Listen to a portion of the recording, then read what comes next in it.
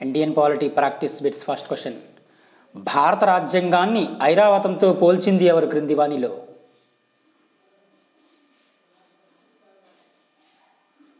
HV Kamath భారత రాజ్యాంగాన్ని ఐరావతంతో పోల్చారు. Next question. భారత రాజ్యాంగాన్ని న్యాయవాదుల స్వర్గమని ఎవరు వ్యాఖ్యానించారు క్రింది వానిలో?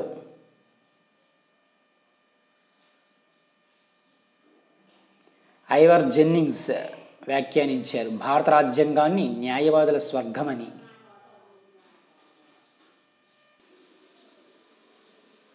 Next question. ఈ క్రింది వానిలో సరికాని జతను గుర్తించండి ఇచ్చిన వాటిలో. Fourth option wrong answer. ప్రాథమిక హక్కులు అనేవి కెనడా రాజ్యాంగం నుంచి తీసుకున్నది ఇచ్చారు, ఇది రాంగ్ ఆన్సర్. ప్రాథమిక హక్కులు అనేవి అమెరికా రాజ్యాంగం నుంచి గ్రహించారు ప్రాథమిక హక్కులను, మిగిలినవి కూడా సరైనవే. ఏకపౌరసత్వం బ్రిటన్ రాజ్యాంగము, అదేవిధంగా ప్రాథమిక విధులు రష్యా రాజ్యాంగము, అదేవిధంగా రాజ్యాంగ సవరణ విధానం దక్షిణాఫ్రికా రాజ్యాంగం నుంచి తీసుకున్నారు. ఫోర్త్ ఆప్షన్ మాత్రం రాంగ్.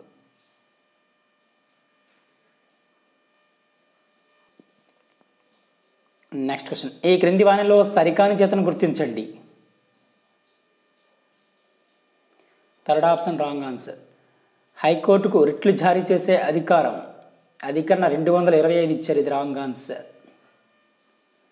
హైకోర్టుకు రిట్లు జారీ చేసే అధికారం అధికరణ 226 తెలుపుతుంది. 226. 225 అనేది హైకోర్టు యొక్క అధికారాల పరిధి గురించి తెలియజేస్తుంది. హైకోర్టుకు రిట్లు జారీ చేసే అధికారం గురించి తెలిపే అధికరణ లేదా నిబంధన అనేది 226 కరెక్ట్ ఆన్సర్, 225 కాదు. మిగిలినవి కూడా సరైనవే. వయోజన ఓటు హక్కు అధికరణ 326 తెలుపుతుంది. వయోజన ఓటు హక్కు 18 సంవత్సరాలు నిండిన వారికి ఓటు హక్కు అనేది కల్పించబడుతుంది. ఇంకా భారత సంఘటిత నిధి గురించి అధికరణ 266 తెలుపుతుంది. భారత సంఘటిత నిధి గురించి.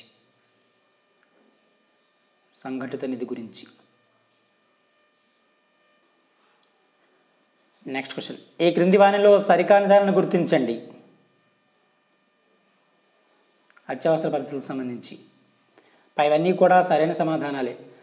రాష్ట్రపతి పాలన అధికరణ 356 తెలుపుతుంది రాష్ట్రపతి పాలన గురించి. అదేవిధంగా ఆర్థిక అత్యవసర పరిస్థితి గురించి అధికరణ 360 తెలుపుతుంది. అదేవిధంగా జాతీయ అత్యవసర పరిస్థితి విధింపు గురించి అధికరణ 352 తెలుపుతుంది. పైవన్నీ కూడా సరైన సమాధానాలే.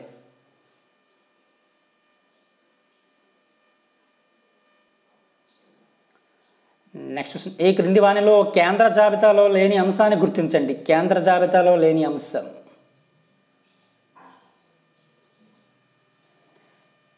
వ్యవసాయం అనేది కేంద్ర జాబితాలో లేదు, ఇది రాష్ట్ర జాబితాలో ఉంది వ్యవసాయం అనేది.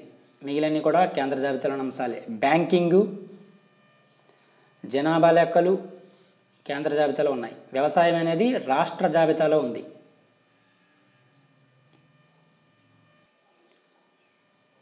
Next question. ఈ క్రింది వానిలో రాష్ట్ర జాబితాలో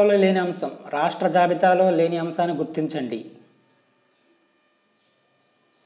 పౌరసత్వం అనేది కేంద్ర జాబితాలో ఉందన్నమాట, రాష్ట్ర జాబితాలో లేదు పౌరసత్వం అంశం అనేది.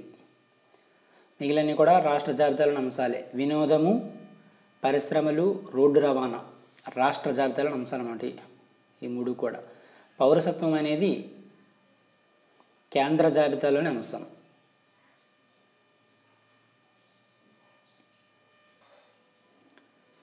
Next question. సామ్యవాదం అనే అంశం ఏ రాజ్యాంగ సవరణ ద్వారా ప్రవేశికలో చేర్చారు? 42వ రాజ్యాంగ సవరణ ద్వారా చేర్చారు. సామ్యవాదం అనే అంశం రాజ్యాంగ సవరణ ద్వారా 42వ రాజ్యాంగ సవరణ ద్వారా చేర్చారు ప్రవేశికలో సామ్యవాదము అనే అంశాన్ని. Next question. శారదా చట్టం అనగానేమి?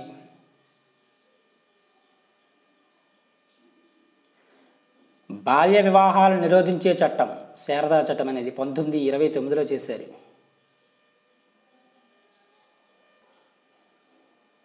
Next question. మద్యపాన నిషేధాన్ని పేర్కొనే రాజ్యాంగ అధికరణ ఏమిటి క్రింది వానిలో? మద్యపాన నిషేధాన్ని పేర్కొనే రాజ్యాంగ అధికరణ అధికరణ 47 తెలుపుతుంది. మద్యపాన నిషేధం గురించి. ఇవి కొన్ని ముఖ్యమైన రాజ్యాంగం సంబంధించిన ప్రాక్టీస్ బిట్స్. మరిన్ని ప్రాక్టీస్ బిట్స్ కోసం మన ఛానల్ సబ్స్క్రైబ్ చేసుకోండి ఫ్రెండ్స్. Thank you.